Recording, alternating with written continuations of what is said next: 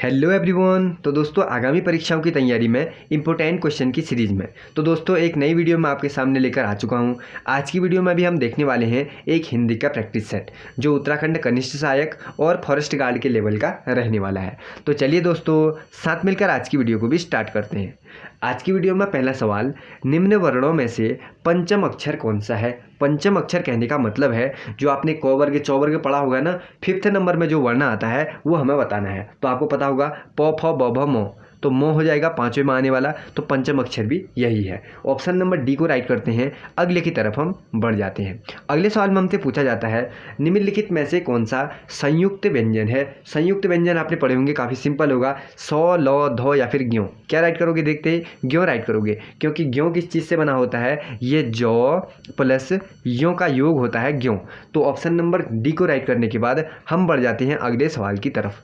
हिमालय से गंगा निकलती है, वाक्य में कौन सा कारक है। दोस्तों इस क्वेश्चन को आप लोग देखना, कौन सा कारक है वाला एक ना एक क्वेश्चन आपको पेपर में दिखना ही दिखना है। तो इसीलिए मैंने पिछले प्रैक्टिस सेट में भी कहा था, जो कर्ता ने कर्म को करण से संप्रदान को के लिए अपादान से संबंध काके की अधिकरण में पर संबोधन हेबो अरे अहो, ये जो पूरा था इसको आप लोग एक ही बार में याद कर लो। अगर याद करोगे तो किसी भी क्वेश्चन का, इस टाइप के क्वेश्चन का आंसर देने में आपको कोई भी दिक्कत नहीं होने वाली। पूरा याद होगा। जैसे अपादान से होता है ना, तो हिमालय से निकलती है कह दिया, यहाँ पर से आया तो अपादान हम यहाँ पर ठीक कर देंगे। ये पूरा का पूरा आप लोग याद कर लेना, फिर कोई सा भी आपसे कोई पूछ ले आपको गलत नहीं करना है। अगला देखो, फिर उसको याद कर लेना आप लोग, एक ना एक नंबर पक्का आपका कवर हो जाएगा हिंदी का। अगला सवाल देखो, हिन हिनाना शब्द है, कैसा शब्द है, क्या शब्द है, संज्ञा है, सर्वनाम है, विशेषण है या फिर क्रिया विशेषण है। हिन हिनाना जैसे घोड़ा हिन हिनाता है, क्रिया हो रही है, उसकी भी विशेषता बता रही है कि कैसे हिन हिनाता है, तो क्रिया का भी विशेषता बताने वाला क्रिया विशेषण। ऑप्शन नंबर डी ही ठीक होगा इसमें। अगले की तरफ हम बढ़ जाते हैं। योगाभ्यास में कौन सी संधि है। 4 ऑप्शन है, दीर्घ, गुण, वृद्धि या फिर यण। देखो योगाभ्यास, योग प्लस अभ्यास, योग औ धन औ फिर बन गया गा यानी आ बनाना, तो इसमें कौन सी होती है, दीर्घ संधि हो जाती है। ऑप्शन नंबर ए को राइट करते हैं, दीर्घ संधि, योग प्लस अभ्यास इज इक्वल टू योगाभ्यास, इस तरीके से होगा। तो ए को ठीक करते हैं। अगले की तरफ हम बढ़ जाते हैं। निम्नांकित शब्दों में से किस शब्द की वर्तनी शुद्ध है। शुद्ध कैसे लिखा जाता है, देखो नीरस तो ऐसे नहीं लिखते, बड़ा नी होता है। पारिवारिक होता है, ये भी गलत। उज्ज्वल भी ऐसे नहीं लिखते, 3 गलत हो गए तो चौथा ठीक हो जाएगा। इस तरीके की चीज़ें भी आपको याद रखनी है। अतिथि में तो के ऊपर भी छोटी की मात्रा होती है और थौ के ऊपर भी, इसको ठीक करते हैं। अगले की तरफ बढ़ जाते हैं। शिरीष के फूल किसकी रचना है, और इस टाइप का भी, ये किसकी रचना है, ये किसकी पुस्तक है, और कोई कविता दे दी जाएगी और ये किसकी है, ये सभी के सभी आपको पता होना चाहिए। शिरीष के फूल किसकी रचना है बताओ, यह है हजारी प्रसाद द्विवेदी जी की। ऑप्शन नंबर बी हो जाएगा इसका बिल्कुल राइट ऑप्शन, हजारी प्रसाद द्विवेदी। इसको याद कर लो। इस तरीके से मैं लगातार हिंदी के प्रैक्टिस सेट लाते रहता हूँ, ताकि इस टाइप का भी कोई क्वेश्चन रिपीट हो तो एग्जाम में आपका गलत नहीं होना चाहिए। अगला देखो, निम्नलिखित में से कौन सा शब्द आसमान का पर्यायवाची है। आसमान का हमसे पूछा है तो हम सीधे सीधे गगन लिख देंगे। Option number C. अगले की तरफ बढ़ जाएंगे। निम्नलिखित में से अनाथ का विलोम कौन हो जाएगा। अनाथ का विलोम, अन्नदाता तो करोगे नहीं, अबोध नहीं होता, दुर्बोध नहीं होता, तो सनाथ ही कर लेते हैं फिर। ऑप्शन नंबर सी ही राइट हो जाएगा। ऑप्शन नंबर सी को राइट करने के बाद हम बढ़ जाते हैं अगले सवाल की तरफ। अगले सवाल में हमसे पूछा जाता है जो बनावटी हो वाक्यांश के लिए एक शब्द बताओ। जो बनावटी हो उसे क्या कहेंगे, उसे कह देंगे हम कृत्रिम। ऑप्शन नंबर बी हो जाएगा इसका बिल्कुल right option, option number B. बढ़ते हैं दोस्तों नेक्स्ट क्वेश्चन की ओर। अगला सवाल, अपना उल्लू सीधा करना मुहावरे का क्या अर्थ होता है। अपना उल्लू सीधा करना, तो देखो इन दोनों में आपको कन्फ्यूजन होगा, अपना मतलब निकालना या अपना कार्य पूरा करना। क्या होता है, अपने मतलब के लिए सिर्फ काम किया होगा वो उसे ही कहेंगे अपना उल्लू सीधा करना। तो ऑप्शन नंबर डी वाला नहीं होगा, ऑप्शन नंबर ए वाला होगा, अपना मतलब निकालना। ऑप्शन नंबर ए को ठीक करने के बाद हम बढ़ जाते हैं अगले सवाल की तरफ। एक तवे की रोटी क्या छोटी क्या मोटी, लोकोक्ति का तात्पर्य क्या है बताओ। एक तवे की रोटी न क्या छोटी क्या मोटी, इसका मतलब सभी एक समान। ऑप्शन नंबर बी को राइट करते हैं, सभी एक समान। अगले सवाल में देखते हैं क्या पूछते हैं। निम्नलिखित में से कौन सी बोली उत्तराखंड की नहीं है। उत्तराखंड की जो बोली नहीं है वो हमें बताना है। 3 है, भोजपुरी तो नहीं है। ऑप्शन नंबर 3 सी को राइट करते हैं। अगले की तरफ बढ़ जाते हैं। रानी केतकी की कहानी की रचयिता कौन है, बताओ। ये क्वेश्चन भी अपने आप में मोस्ट इंपॉर्टेंट है और बहुत ज़्यादा बार रिपीटेड क्वेश्चन है, आपको आना ही आना चाहिए। बताओ रानी केतकी की कहानी, इसके रचयिता कौन है? इंसा अल्लाह खां। ऑप्शन नंबर ए हो जाएगा इसका बिल्कुल राइट ऑप्शन, इंसा अल्लाह खां। इस क्वेश्चन में एक और चीज़ मैं आपको बताना चाहता हूँ, इस तरीके से भी ये पूछा जाता है, इंसा अल्लाह खां द्वारा रचित रानी केतकी की कहानी का दूसरा नाम क्या है? जो एक आपको कहानी दिख रही है ना, ये नाम रानी केतकी की कहानी, इसका दूसरा नाम क्या है? इस तरीके से भी आपसे पूछा जा सकता है। तो इसका दूसरा नाम है उदयभान चरित। इसको याद कर लो, उदयभान चरित।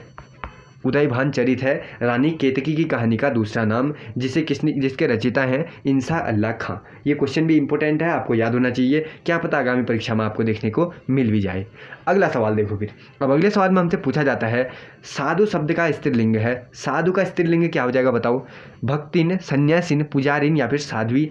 तो ये तीनों तो होंगे नहीं, ये भी तो देखने से भी लग रहे हैं। कौन सा राइट हो जाएगा? साधु का स्त्रीलिंग साध्वी। ऑप्शन नंबर ए को ठीक करते हैं, अगले की तरफ बढ़ जाते हैं। उत्तराखंड का आंचलिक कथाकार किसे माना जाता है? उत्तराखंड का आंचलिक कथाकार फणीश्वरनाथ रेणु, मंगलेश डबराल, शैलेश मटियानी, लीलाधर जगुड़ी। क्या राइट करोगे? शैलेश मटियानी राइट करोगे। Option number B Shailesh Matiyani. बढ़ते हैं दोस्तों नेक्स्ट क्वेश्चन की ओर।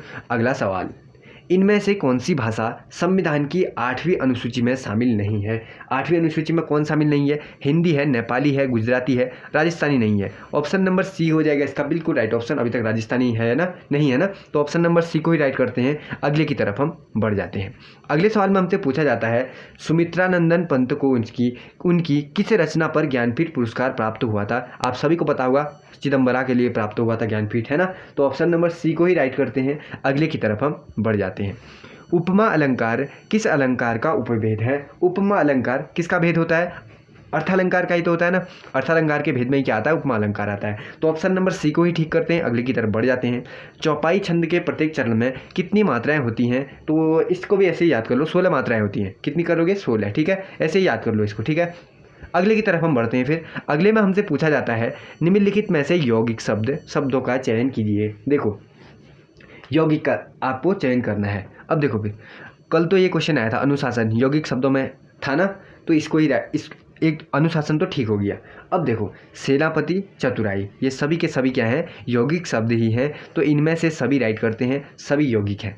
अगला देखो, अगले में हमसे पूछा जाता है, दो भिन्न स्रोतों से आए शब्दों के मेल से बने शब्दों को क्या कहते हैं? दो अलग अलग जो स्रोत होते हैं उनसे आए हुए शब्दों का जो मेल बना होता है उसे हम कहते हैं संकर शब्द। ऑप्शन नंबर ए हो जाएगा इसका बिल्कुल राइट ऑप्शन, संकर। अगला सवाल, अगले सवाल में हमसे पूछा जाता है, आकाश का पर्यायवाची शब्द है, आकाश का पर्यायवाची शब्द जो है वो हमें बताना है। नभ तो होता है, हाँ, शून्य भी होता है, पर वो नहीं होता, तो ए और बी दोनों ठीक है, तो ऑप्शन नंबर सी को ठीक कर लेते हैं, ए और बी दोनों। अगले की तरफ हम बढ़ जाते हैं। ललना, कांता, अंगना और कामिनी किसके पर्यायवाची शब्द हैं? बताओ फिर, ललना, कांता, अंगना और कामिनी किसके पर्यायवाची शब्द हैं? स्त्री के। ऑप्शन नंबर बी में हमें स्त्री दिखता है, तो इसी को राइट करते हैं, अगले की तरफ बढ़ जाते हैं।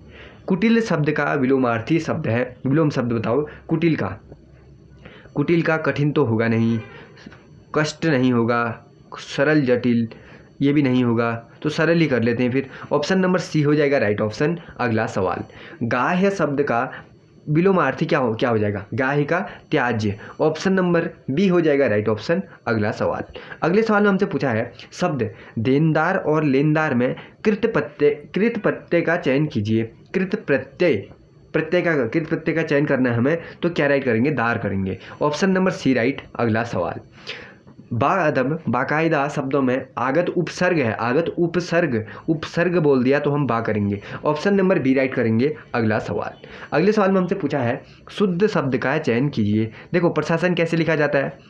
प्रशासन ऐसे तो बिल्कुल नहीं लिखते, ऐसे भी नहीं लिखते, ये भी नहीं होगा, तो कौन सा ठीक हो जाएगा? ऑप्शन नंबर ए वाला। इसी तरीके से लिखा जाता है प्रशासन, तो ऑप्शन नंबर ए ठीक हो जाएगा। तो दोस्तों आज की वीडियो में फिलहाल इतना ही। आज हमने हिंदी के जो यूकेपीएससी यूके ने पिछली परीक्षाओं में पूछे थे उन्हीं में से कुछ क्वेश्चन देखे थे। मैं लगातार ऐसी वीडियो आपके लिए लाता रहूँगा। अभी कुछ समय में ही आपको 1-2 दिन के बाद लंबी क्लासें भी देखने को मिल जाएंगी। आजकल मैं लंबी क्लासें नहीं बना पाता, लेकिन बहुत जल्द आपको भी लंबी क्लासें देखने को मिल जाएंगी पक्का। तो बहुत जल्द मुलाकात होगी फिर नई वीडियो के साथ में। इस वीडियो को तब तक लाइक और शेयर कर देना। मैं मिलूंगा आपसे नेक्स्ट वीडियो में, तब तक के लिए जय हिंद।